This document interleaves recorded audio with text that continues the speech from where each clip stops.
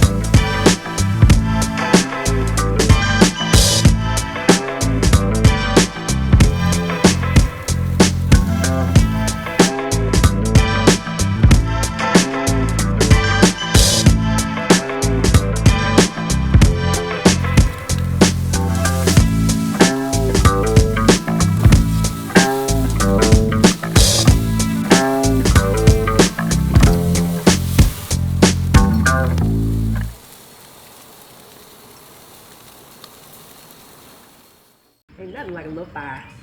Do I do that? Little fire changes all the foods.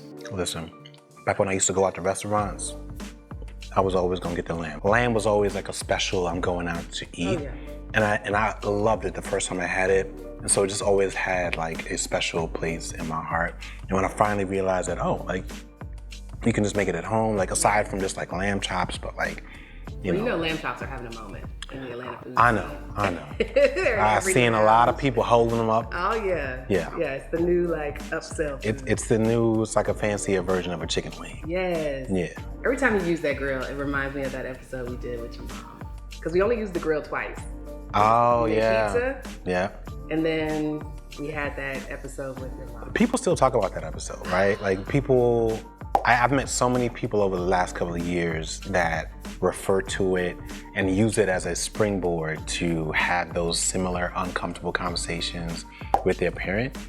And it's trippy because that's exactly what we wanted people to do, right? Like it wasn't a conclusive, I wasn't telling you what to say or what to do, but a lot of us know we need to have that conversation for a variety of reasons. For me, even when I think about my real estate journey, I initially got into real estate because, one, I knew that it was a popular wealth building tactic, but also in the back of my mind, I knew that worst case scenario, there would be somewhere where I could put her when things fall apart. I knew that they would eventually fall apart, and to an extent, we're kind of experiencing a little bit of that now, which isn't like catastrophic because we'd been preparing for it, you know what I mean?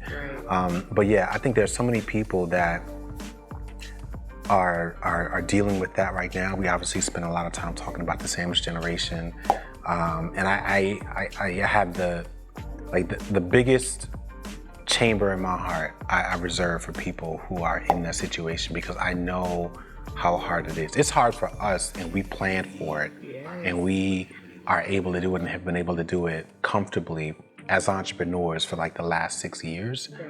For people who don't have that comfort, who don't have that cushion, I understand why it's such a hard and difficult thing. Yeah.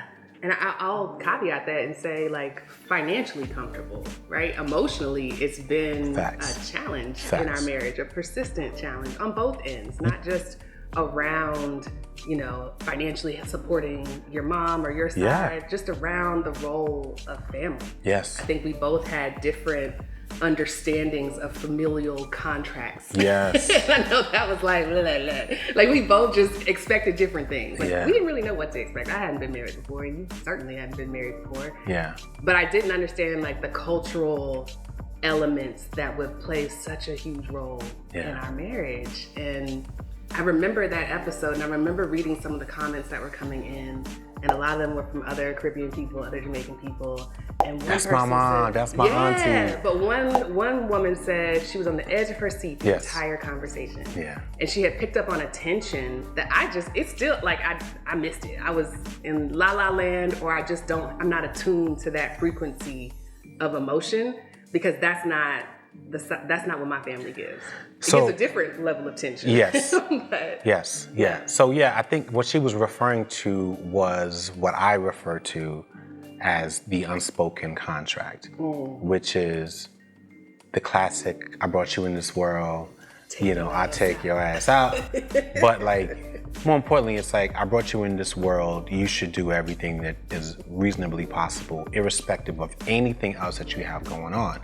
And, even when you think about African culture, you've got all of these cultural things like Sankofa, looking back, like honoring your ancestors and all those things that inevitably kind of conflict with your financial goals, because you should be looking forward. You should be thinking about the future you, right? And the problem becomes when people are trying to do a little bit of both. Well, how do I prepare for the same dollar? I only got a couple of them, but how do I manage for today, prepare for tomorrow, while also honoring the past and tradition and my family and this social cultural contract, which the moment you were born, you basically signed and said, yes, you are, no matter where you go in the world, are going to be responsible for not just you, but the people that got you to where you are. And no matter how many people it is. And yeah. Like, I have a big family. Yeah. Like a big old family. My mom is one of 9. We have all of these cousins. I've got tons of people, and none of them live here. And so on my end, it's celebrations are huge for my family. Yeah. That's the tradition. They celebrate every graduation, every single birthday. I remember every you would single go family to reunion. Texas Yes. several times a year. Yeah. And it was unusual for me because It like was. my family doesn't have those traditions. Yeah. And I remember trying to explain that to you, where it was like, at least for me, my theory is that immigrant families are so much more accustomed to distance. Right. They understand that, hey, your job is to get out of wherever you are, and I will kiss you goodbye. And I literally might have seen you when you were in your 20s. I'll see you in your 40s. And at the funeral. if we make it, I'll see you in your 60s and 70s. But like, there's no annual tradition because people are always dispersed. Like, my kids are over here, you know what I mean?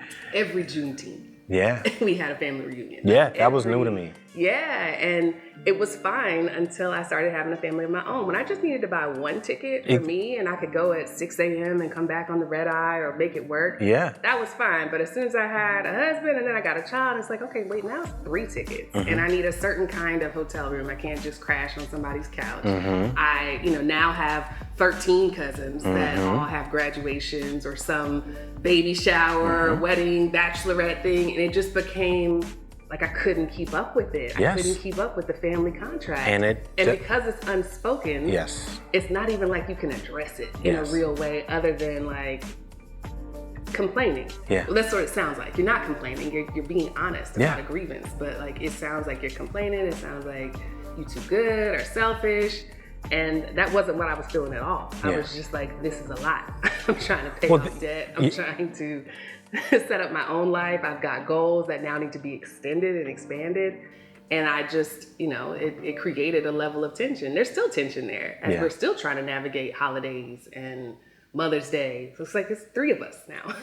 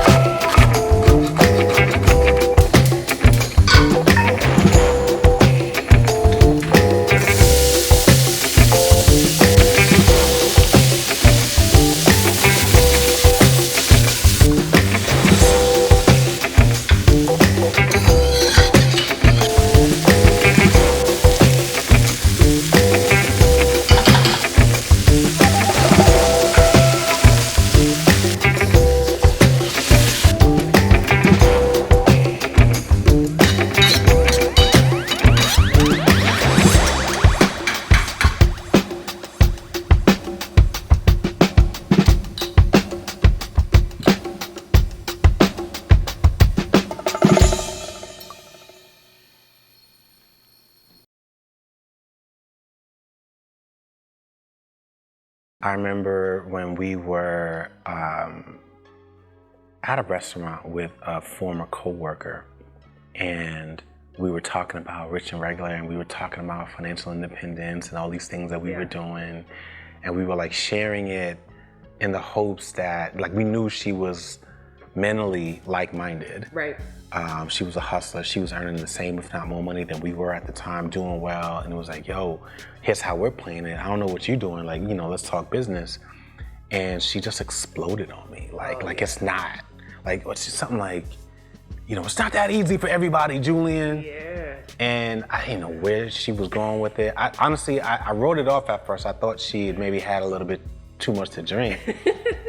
No, but that's happened several times. Yeah, it's You remember happened. when it happened at Thanksgiving, where we were just having a debate around when somebody needs to borrow money, do you require a reason? Yeah. And we were like, hell yeah. Like, you need to at least tell me what it's for. And they found that offensive. Oh yeah, my brother was offensive. like, I mean, Nah, you don't ask. Like, if you say you need it, I'ma just assume you need it. no questions asked. I was like, boy, you crazy. Yeah. You hell. Yeah. But no, I think for me, that was one of the early indicators of just how hidden this issue was. And I started to realize that the requirement that so many people have to financially support their parents or their family, to be that first person who's made it and to be the one that everybody looks to make things happen, was the driving force for why so many people were going so hard at their jobs, why they really, really needed or wanted that promotion, or why they just weren't investing nearly as much because they were afraid that I don't even want to start this process because I know that at some point in the next 5 to 10 years, I'm going to need it. Yeah. You know what I mean? And so I don't want to even start this thing. And that's really a high level of consciousness. I think a lot of people don't attribute it as a line item. Yeah. They don't see family as a part of their budget. It just gets rolled into food, it gets rolled into entertainment, it gets rolled into house. But these are things that you're buying, these are purchases that we're making in support of some existing family tradition. It just doesn't show up as that. And so it's a blind spot for a lot of people. People don't understand how much maintaining that relationship is literally costing them on a regular basis. And it wasn't until I did that math myself to say, all right, now if I buy 3 plane tickets every year to Texas for 3 different people, and we need hotels, and we need food while we're there, and we need, just... Well, honestly, you also have to add like a caveat to that, right? So there's the planned tickets and the planned expenses for the annual traditions, but then there's always the call that we need to go see such and such because I heard she or he is sick, and this might be the last time. Or and then if you think about baby cousin's trying to go to Guatemala and there's a fundraiser, or my tire, I just need to hold it until the 15th with my check. And these are things that they're all real situations. And when you got it, you get the real letters. I get the real letter, I get the phone call, I get the whole, so here's what I'm thinking, and I know you're gonna like this because I've seen you on the news and all that stuff. Like, you get the full rationale. Yeah. It's not like when you at the checkout and it's like, do you want to? And you can just hit no. Yeah. You want it's your cousin. And you gotta listen to the backstory and the motivation and the vision and all that stuff. And then you gotta figure out your lines, or you just give in, which I think is what a lot of people do because they also, I'm not saying it's wrong, but like, you want to be the person. I remember being that person. Like, oh my God, I would love to contribute to your study abroad, or I would love to contribute to this business idea that you have. I would love to be able to say that I was a part of helping you accomplish these things. But it does oftentimes conflict, especially when you have children, you have your own personal needs, you have a business idea or investment goals or saving goal. There is no right answer for it. Yes, I think this is why Nedra Tawwab's work is so important. She focuses on boundaries, and she's one of the few psychotherapists that can come at it with a cultural lens. Yes. She has talked to clients for a while. She is a Black woman herself. I actually got to meet her once. Oh, really? We were speaking at Marsha's event. And so I was able to thank her in person and be like, yo, like, I didn't know that what you were describing was a boundary. I assumed it was something else. And I had it was like when you learn a word for the first time, when you learn what it actually means. Where it's like, oh, that's boundaries? I thought boundaries were like hard walls, where it's just like, no, that's a boundary, I never cross it. versus it's a decision about what you're going to do when something happens. Yeah. And you keep that integrity with yourself, you keep that honor with yourself. And she's written all these books about what to say, how to keep your peace, how to deal with family. And it's just been an incredibly helpful resource for a part of our lives that doesn't get spoken to a lot. So I think I figured out why so many people love Dave Ramsey. And I think it has everything to do with what we're talking about, right? So like there are so many people, millions of people. I think the data that I saw was like somewhere between 50 to like 60% of working professionals between the ages of 45, mid 40s and 50s are financially supporting both a child under age of 18 and a parent over the age of 65. Right. They are the literal sandwich generation. But Dave Ramsey is one of the few voices and platforms that actually gives people the language and the license to exercise that boundary that you're talking about, right? Because so many people feel like it's not up for discussion, just like you said. Yes. It's not up for discussion. Well, it's biblical. It's biblical. Honor your It is father who and you mother. are. You Yes. wouldn't be where you are. The notion that you would not give back or do everything that you can to support your parents is sacrilegious. It is.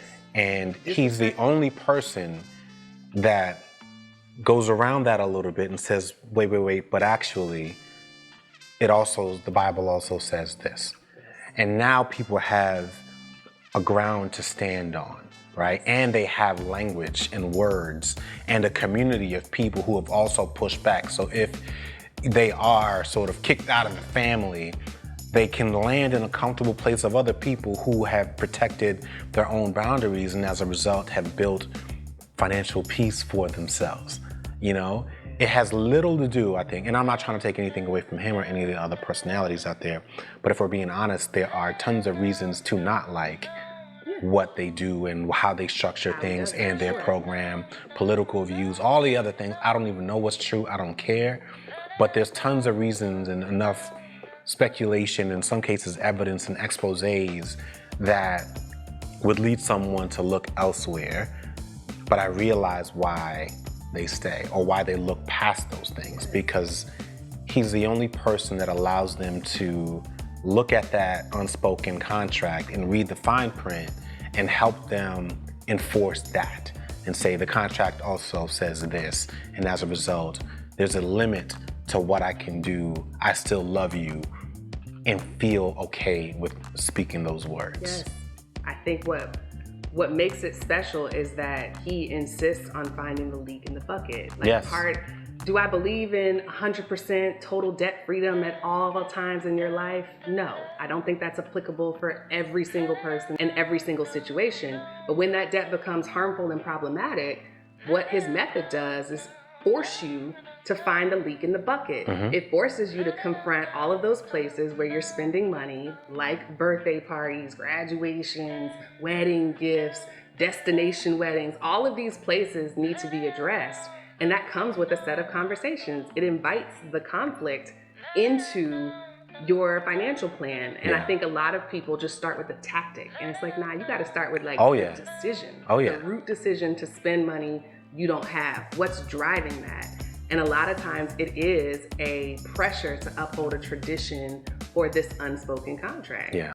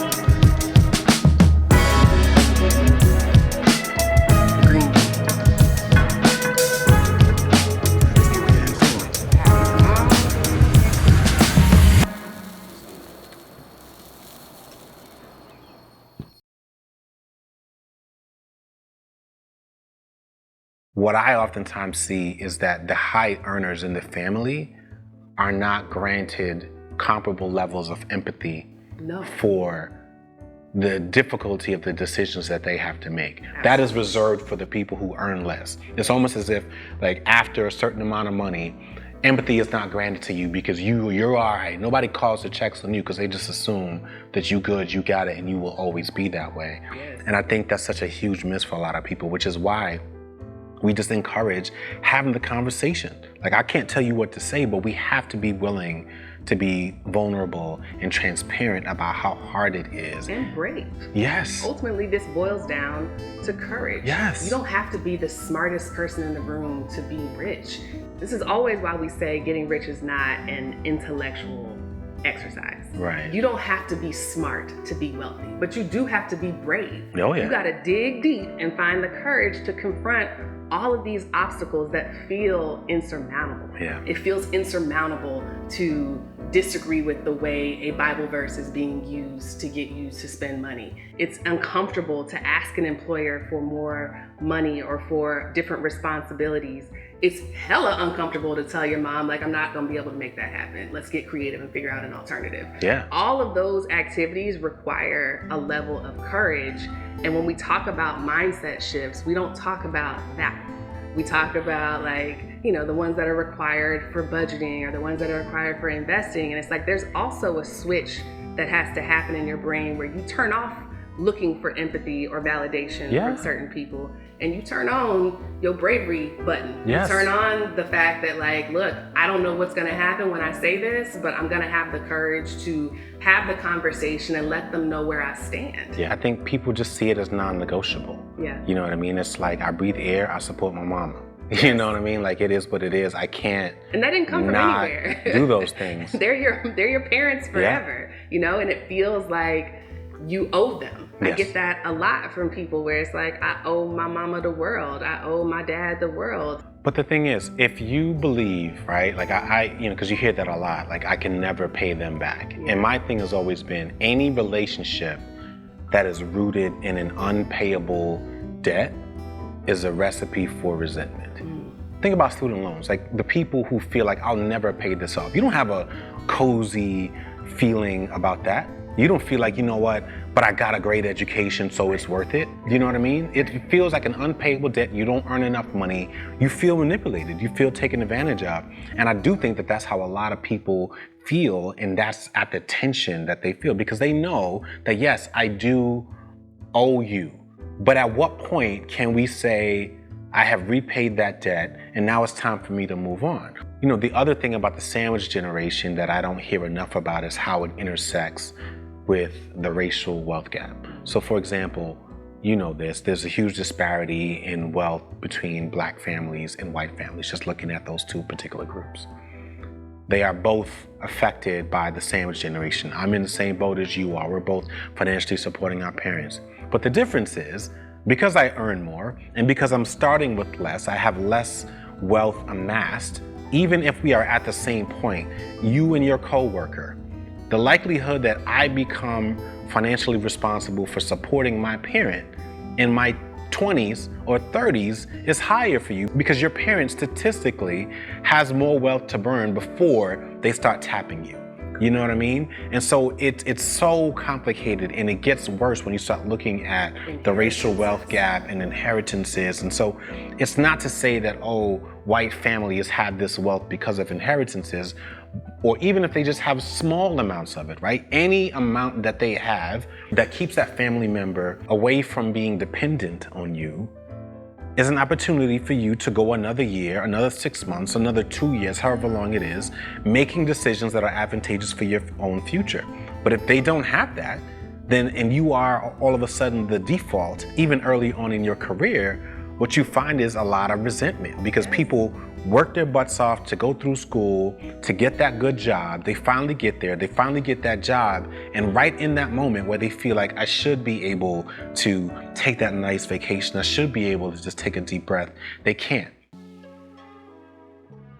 it certainly erodes our peak earning years. For sure. That window is getting smaller and smaller. Yes. In a world where there's ageism, racism, yes, AI, like the window for when you are at your peak, yes, and things will either plateau or start to decline, is smaller and smaller. And if you are using that time to not only raise your kids, but support the generation before you, you miss out on the ability to do things like buy a home that has equity that you can then pass on to your child. And so the cycle just repeats itself.